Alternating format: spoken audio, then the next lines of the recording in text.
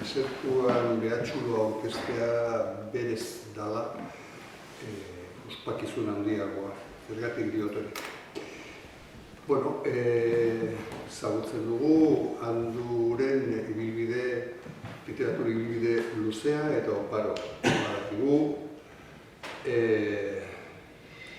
bere lanaren parterik handiena narrazio egintzan egin duena.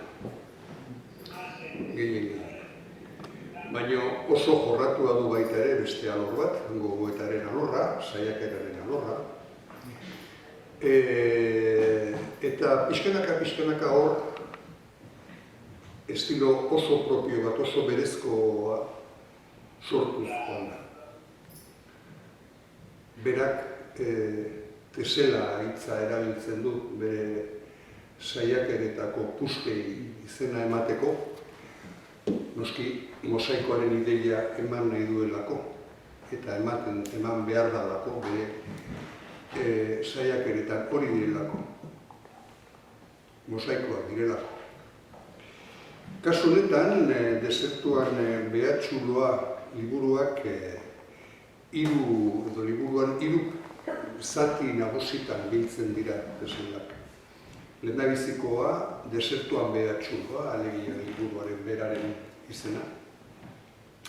Bigarren batean, ongi etorria eta agurra leiho beretik du izenburu. Eta hirugarrenak, axola zaigun guztia ez da guztia. Horien ondoren dator horrelako posteskriptum bat, hitzatze edo hainbat konsiderazio egiten dituena, liburua entregatu zan momentuari dagozkionak gehien bat, esango nukenik, ezta? Eta nik gauza pare bat iragarri nahi dizuet, lehendabizikoa, importantena, zera da, oso ondoan sentituko duzue liburu hau irakurtzerakoan, oso ondoan, berbertan, zuen onduan eserita. Lehendabiziko aldiz, nire ustez, lehendabiziko aldiz jartzen dalako hain agerian, bera, liburu batean. Horrek ez du esan nahi, liburuan ez daudenik, eta gero hitzein dute egileak eta Juan Josek horretaz, bestelako gaiak niaz aparte. Baina nik esango duke kasu honetan nia guztietan dagoa, beste aurrekoetan baina. Eta bigarren kontua aipatu nahi nizuena zen, Juan Krustigera bide izan dela, liburu honetan Anduren bidaidea, editorea zentzu betean, alegia testuaren ardura hartzeaz gain, egilearen kezken kudeaketan aritu da, eta egilearekin batera ondu du liburua, alegia edizio lana, berehala hasita dauka. Alberdaniak egin duena izan da, horri nolabaiteko esparru bat eskaini eta merkaturatu. Hoxe da, guk egin duguna, eta pozik gaude, hain zuzen ere,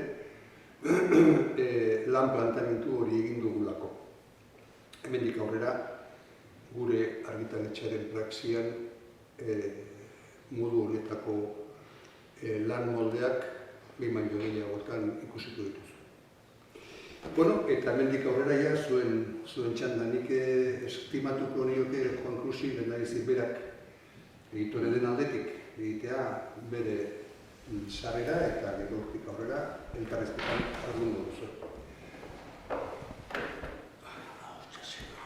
Bai, mila esker, zera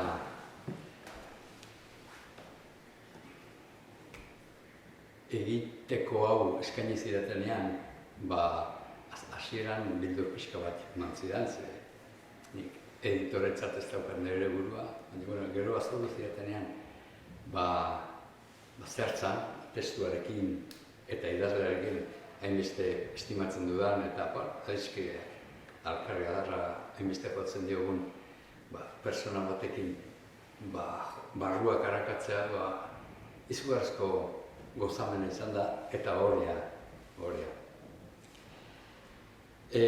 Bertigo pixka bat ematen du, Andurekin tren batera jotzek, Anduk ja tren luzea osatu du bere horran, eta bertigo pixka bat ematen du. Baina, behin barrura sartuta, ni bintzat goxo hartua sentitzu naiz. Hori bai, tren hori martxan dihoa.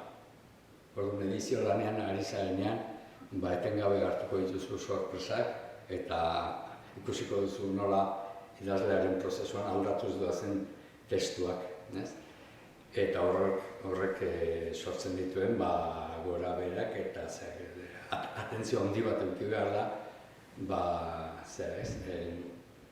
bertsio berriekin da zaharrekin da ez nahazteko eta barraz.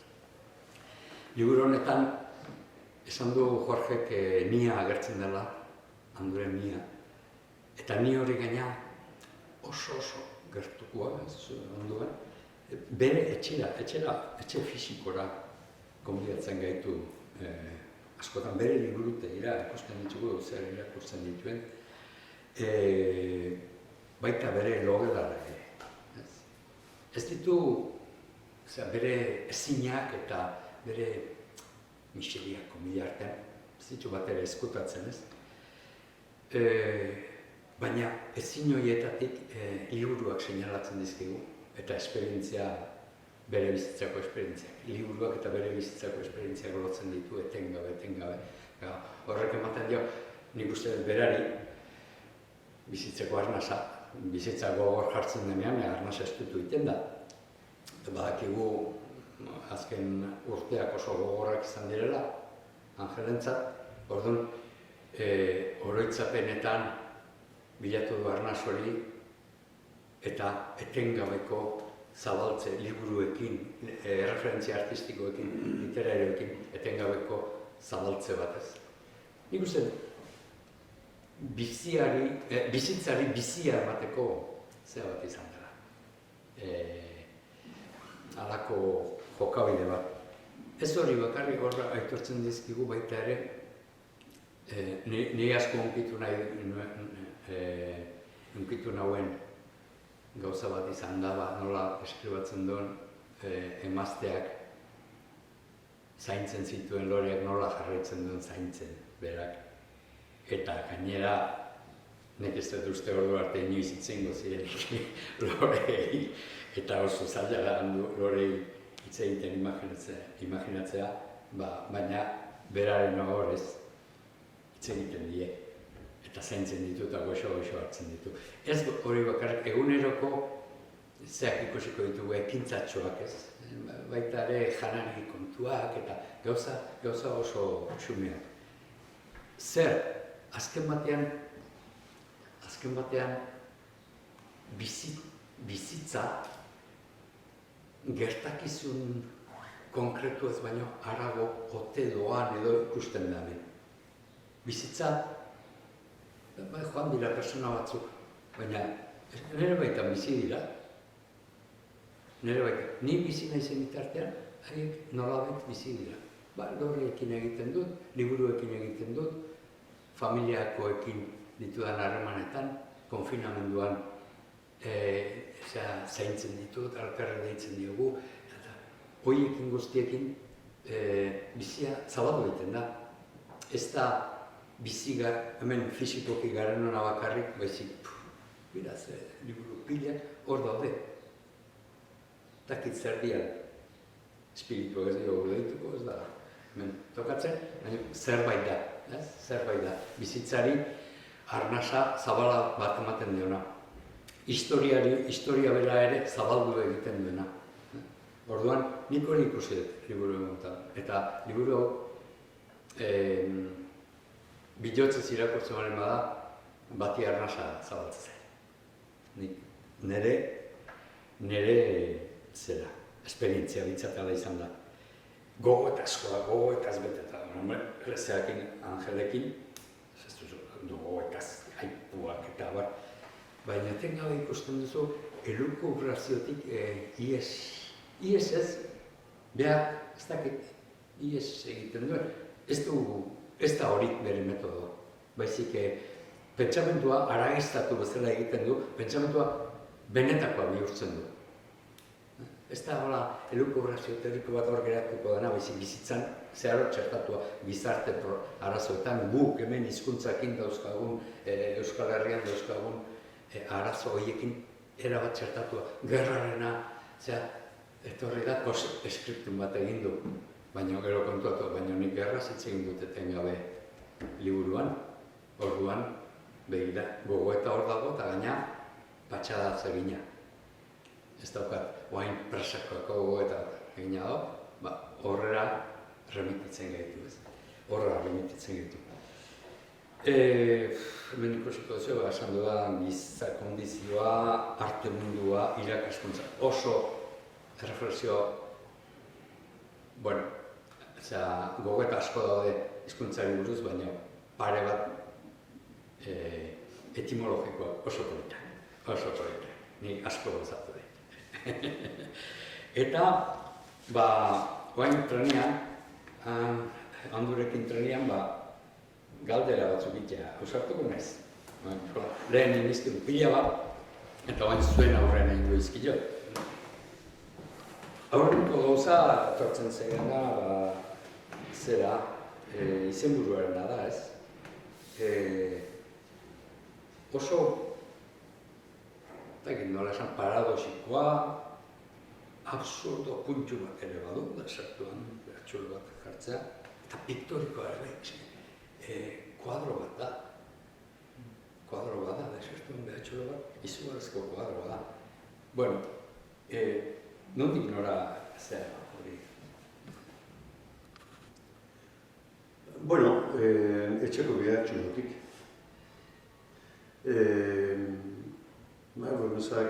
Elementu xume hori, bat ere garrantzirik ematen ez diogun hori, baina batzutan begiratzeko, begiratzeak suposatzen du, nahi zezula jakin, nor datorren edo zer gertatzen ari edan ezkaretan. Eta nola gu etxe familiarrean bizigian, ez dezu kuskuseilu izan nahi eta ez dezu begiratzen. Baina behatxuloa oso metafora polita da. Eta munduari, modu familiarotan, munduari ere nolabait familiarki begiratuz. Egunerokotasunarekin begiratuz. Eta desertuen berriz, idazle batek esaten du beti bakardadea lan egiten duela, eta pandemia garaian gaude. Ni lehen askotan ezatu naiz, bildu naiz idazteko garaian eta konfinatu naiz, baina gero, eta estena harri-harria da idazle batentzat, ni hainbestetan egon naizen, egoera berean dago gaur gizarte guztia. Konfinatu da, eta baita ere nire lana egiten. Nik ohikoa dudana, nik uste denak egiten dugula hori, baina ez dara inundikan ere ohitura bat. Ohiko alegia munduaz pentsatzea, biziaz pentsatzea, nolabait idazteraz bazenean zerbait horren inguruan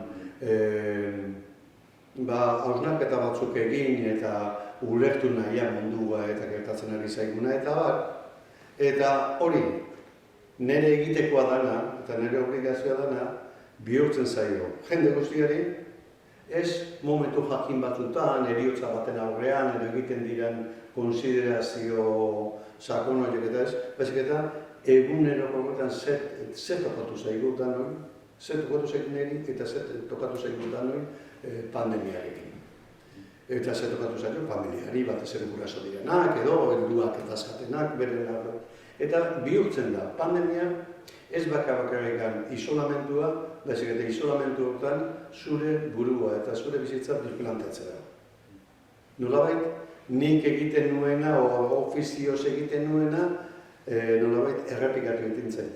Horren modu derrigortu batean, egiten hasten naiz, orduro arte, inoiz, hor bizi izan dituenak, jarriko ez dituenak pentsamentuaren galbaea. Pandemiak ekarri dizkidan, denoi ekarri dizkigun bezala. Orduan, salto kualitatibo bat dago, nire egoera duplikatibo horretan. Ni idazten hasietan egoen pandemia baina pixka lentxeago, eta egiten ari nintzen lana gutxura bera olakoa zen, baina pandemiak perspektiba ere bat aldatzen dit. Eta pandemiak ere bat aldatzeak behartzen hau, gauzak beste modura batean. Orduan, batetik behartxulua, eta bestetik desertua, hasieratik ibili dituen buruan bueltaka. Baina ez momentu bakar batean ere izen buru bezala. Oso bukaeran, eta uste lekuko izan zinala. Oso bukaeran, zuzerketekin da ginala, etorri izala izen buru hori jartzen. Eta, bueno, erraroa, desertuan behatxulo bat, baina keinu bat ere bada. Nolabait, keinu surrealista bat ere bada, baina eske surrealistatik asko izan du. Alde guztietatik miratuta, politikoki, gizartearen portaren aldetik, ez dakiz eta bakiz, eta izan da kontrastez betetako zera bat, eta, bueno, zergatik genez, zera pixka bat, surrealismo pixka bat sartu. Eta surrealismoa hor dago zera tituluen dago. Bai. Surrealismoa absurdua, bigarren galderari pixka bat erantzun diozu, baina igual pixka bat zera liburuaren abiapuntuaz esan duzu ja nahiko garbi zen dukala hasieratik zer nahi zenuen.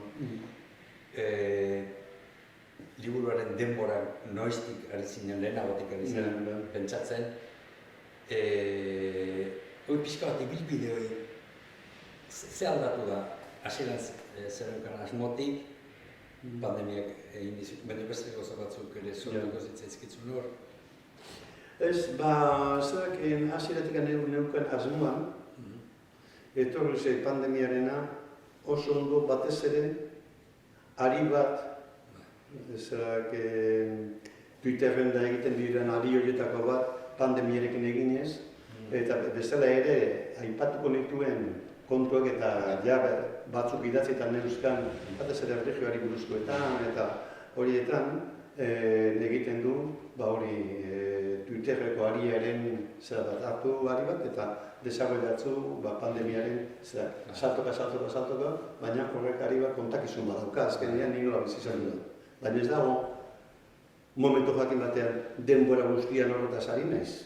Baizik eta liburuaren denboran, pixkanaka integratuta daude reflexio horiek. Eta hasiera hori nolabait pentsatua zegoen, dagoen bezala pandemiarik gabe. Izango zen, dagoen hori, baina pandemiarena kenduta. Hor pandemia integratu. Zuk ez duzu bat ere arrotza pandemia, konfinamentu eta hori, beste liburu batzutan ere. Kuriosoa da, gaina zerbait erreskatatu duzu, aipamen batzuk. Hortaz, lehen ere hitz egin zinen, ez? Epidemia, pandemia. Kuriosoa da, urte bete lehenago, liburuarekin hasi baina urte bete lehenago edo, Bilbon eman nuen hitzaldi batean, Otxopetxeri buruz, aipatzen nuen testu batean, pandemia bat etorreko balitzaigu eta bar, ez litzateke diferenti izango izan diran pandemia guztietakoa eta horrelako bat. Halako irakak bat egiten dut da, aipamen bat edo egiten dut ala uste liburuan. Ez daki eta argi, baina hori ez. Eta, bueno, hor badago, humanitatean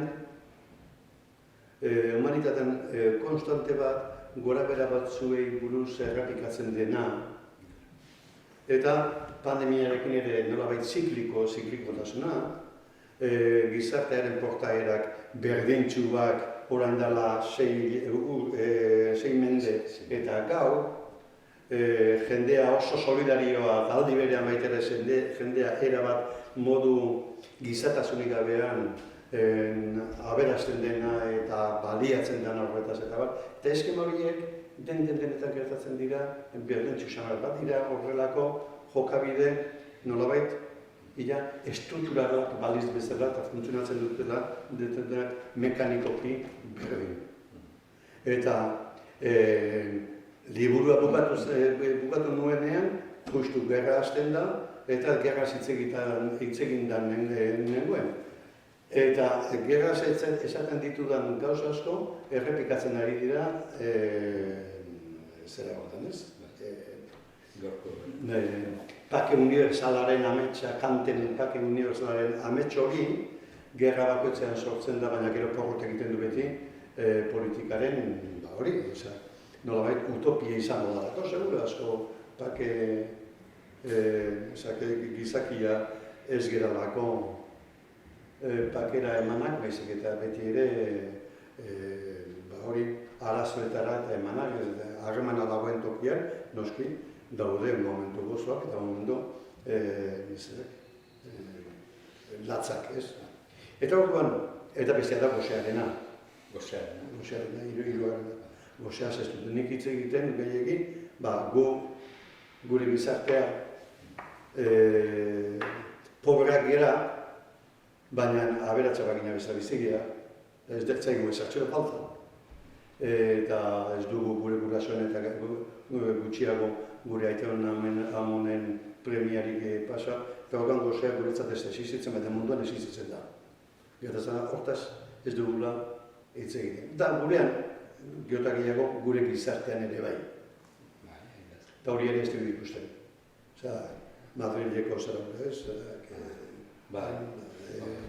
Adibide hori. Eta horretan eskema horiek, beti gertatzen diren eta errepikatzen diren eskema horiek oso interesantia dira gizarte konportamenduak ezagutzeko eta dinamika horiek ezagutzeko. Hor, liburuan zehar oso identifikatuta sentitu naiz, nire belaunaldiari dagokio erlijioaren bizipena, eta baina erlijioaren bizipena gaur ematen du, pasea dagoela eta ze erroak utzi dituen eta gure bai, nik ez dakituain, zuk nebazu erantzun, boterearen eta erlijioaren arteko botereari eta erlijioari buruzko gogoeta etengabe daude hemen. Nahi asko kanetile etorri zait burura ez, zera botereari buruzko egiten diran hausnarketetan. Eta horrekin badago erlijioaren bizipen oso xume bat oso ederra esango nuke gaina, haurtzaroarekin lotua, baina aldi berean dago bestaldetik boterearekin lotua oso modu gogorrean, ez? Orduan, takit kontu horri buruz zerbait zabaldu nahiko zenuken? Ezekit liburuan esaldi hori agertzen den, uste dut ezetz. Baina gero liburu horretik egin zaidan elkarrizketaren batean, uste dut Danele zuri egiten izula, zerak nolabait gu bizi gendun giro erlijioso gura zela, zerak sakristia handi bat. Gure herriak sakristia handi bat zuzirela, nolabait dena kontrolatuta zegoelako, zerak eta erlijioak hori dena oso ondo kontrolatuta zuelako. Eta hori, sekulako boterea da. Herriarekin daukasun harreman hori sekulako boterea da. Eta gero dago boterea legeena. Eta legeen bidez garatzen dena. Oraindik ere, eta konkordatu bat bere garaian, transizio garaian gauzak ondo egin omen zirenean, konkordatuaren historiak Vatikanoarekin ez ziren zuzendu, ez ziren zatu, utzi zen zegoen bezala, eta konkordatuarekin segitzen dugu. Eta inor ez da usartzen konkordatora alegia. Zu zera estatu bat Vatikanon, eta hemen gera beste estatu bat. Eta hori garbitu gabe dago, eta gertatzena da horrek sekulako interbentzio bat daukala beste estatuetan ez daukana Elizak. Beste botere bat, beste kontua da, Eliz bakoitzak bere feligreziarekin da izatea boterea. Baina ez gizarte osoarei hori, zama hori, ezarri nahi. Eta horretan, klaro, azten baldin bazera, gai sozial importantiak eta osasun gai sozial importanteak, abortoren hau antxe bertan berriro ere sortzen ari dena, edo baldin bada, zerak esatu zuten iaz eutanasiaren legea, eta gora bera horiekin lotura duten guztiekin, Eliza hor dago eta Elizan dago sekurako zera bat egiten, sekurako presio bat egiten, gauza horiek berak nahi duten bezala joan daitezen. Eta gero, horri eranzten bat dima diozu, oain, benire desagertu ez dan, eskuin muturra dagoela, Frankori meritu handeien izan zen, milioika Franko txiki utzi zituen. Moldatu zituela, golen batzuk badira bezala, eta moldatuta utzi zituela, eta horiek ez dira desagertu. Isili zeuden, baina bizirik. Bai. Erlijioarekin oso lotua dagoen jendea, edo erlijioa nik uste gehiago bainera, erlijioaren ikuspegitik pekatu larria eginez, erlijioa eta Eliza baliatu egiten dituzte, ez oso interes espureo batzuekin eta bat ere interes erlijiosoak ez direnekin logoetan.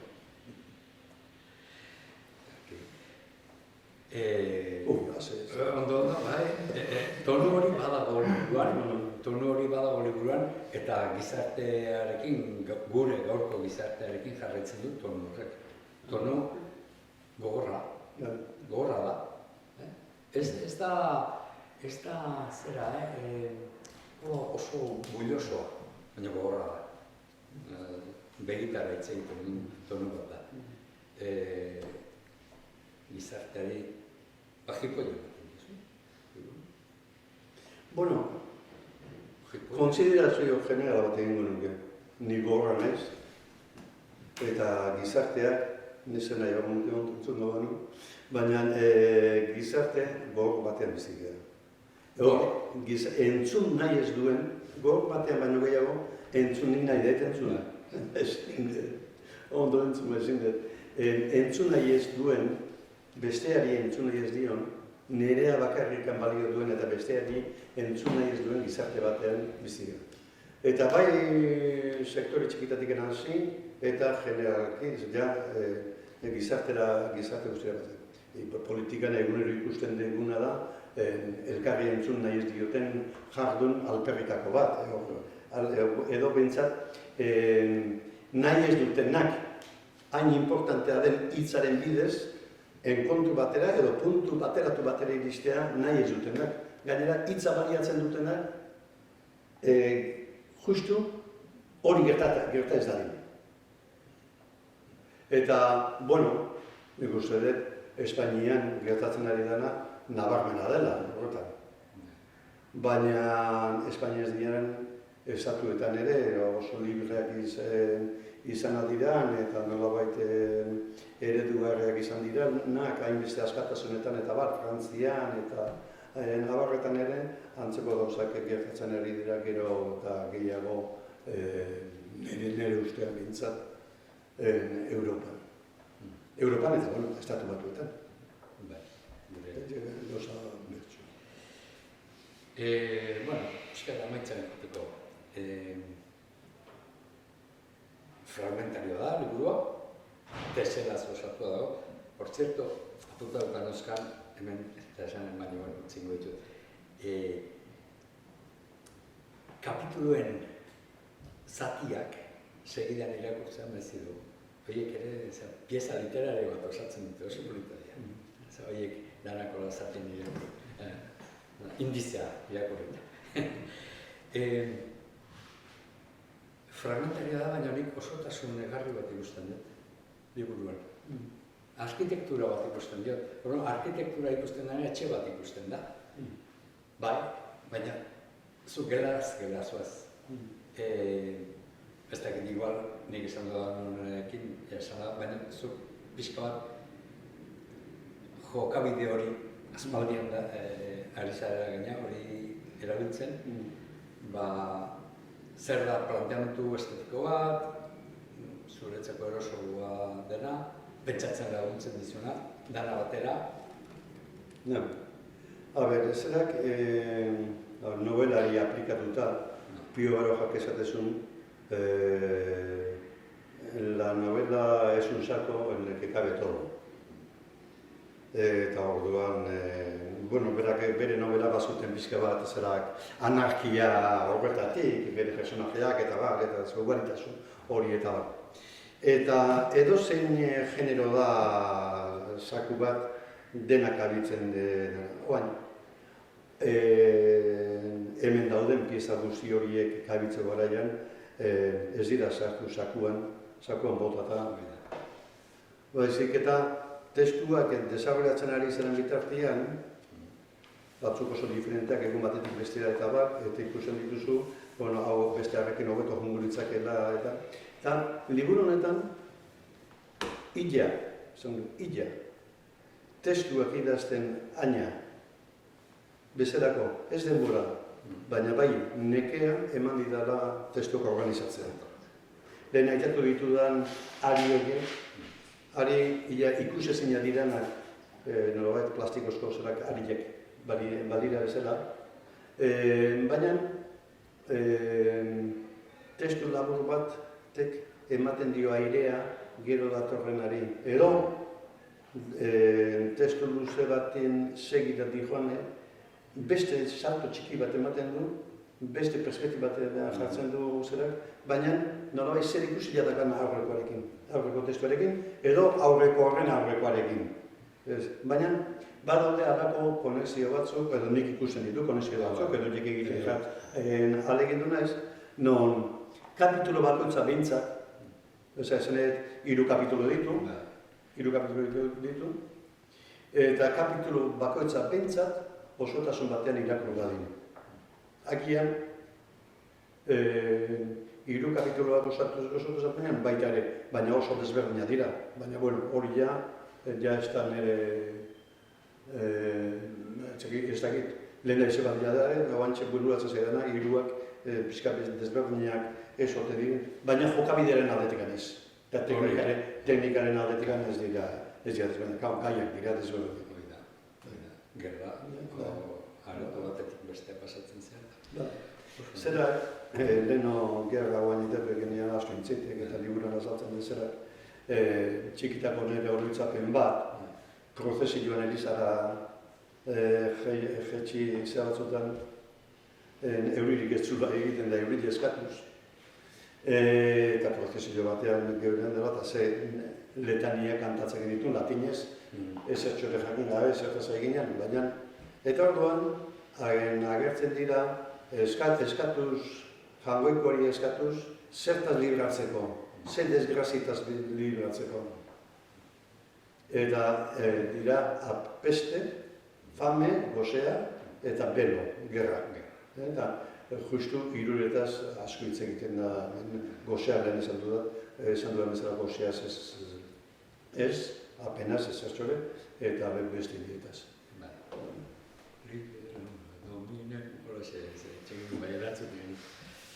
Bueno, trena inoiz gelditzuko etzela uste genuenean, batean, geltoki batea izten geha, liburua izteko unea da, idazleak bidea jarraituko du,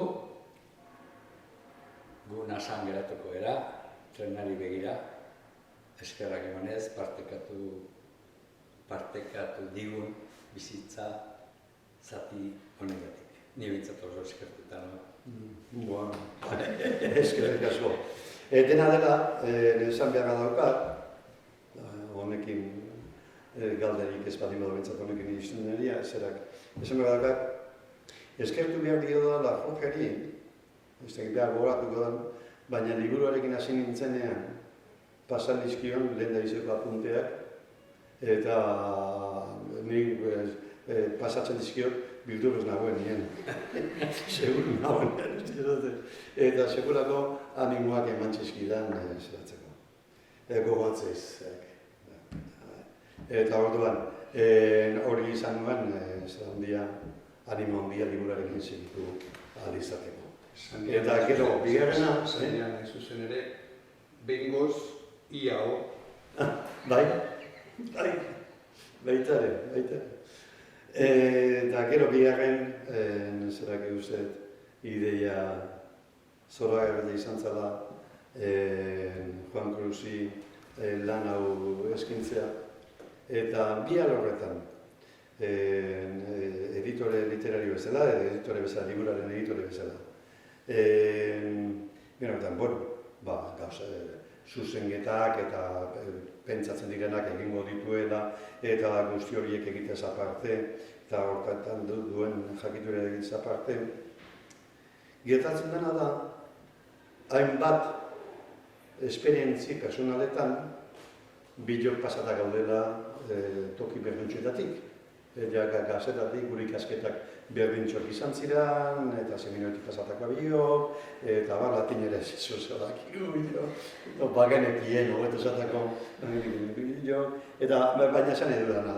Eta gero, aspalitikan mantendu dugun zeran gure referentzi literarioak, eta bat, eta orduan, niretzat oso baliagarria izan da, zuzenketa lanetan da liburua zeratzakoan, berak niri iradokizunak egin dizkidala.